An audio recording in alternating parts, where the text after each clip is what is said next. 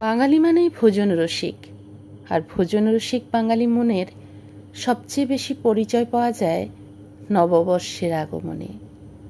নববর্ষের দিনে বাঙালির খাওয়া দাওয়া ও উৎসবে মেতে যাওয়াকে বর্ণনা করতে চেয়ে আমি এই কবিতাটি লিখেছি।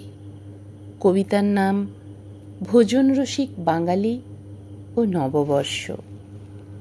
নূতন বছর নিয়ে আসে নূতন দিনের আলো, ঘুচিয়ে দেয় পুরানো দিনের মলিনতার কালো। ভোজন রসিক বাঙালিরা মাতে স্বাদিষ্ট ভোজনে, থাকে না কোনো মনের ব্যথা সেদিন বাঙালির মনে।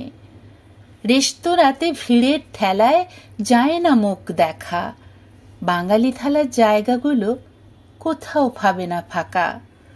ইলিশ থালি, ভেটকি থালি আর মহাভোজ থালি, কাতলা পাবদা চিংড়ি দিয়ে দুর্দান্ত বাঙালি থালি।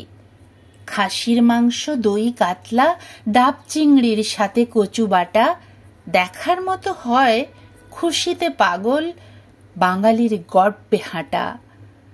আমপোড়া বা খুলের শরবত কিংবা মিষ্টি দই, শেষ পাতেতে জিজ্ঞেস করে রসগোল্লা কই।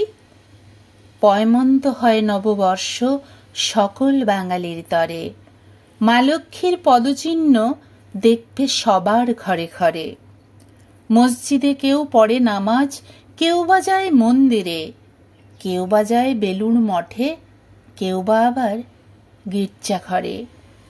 জীর্ণ জরায় ভুগে যারা, তারা চায় হতে জরা মুক্ত। বাঙালির হারানো খুশি নতুন বছরে হয় সংযুক্ত।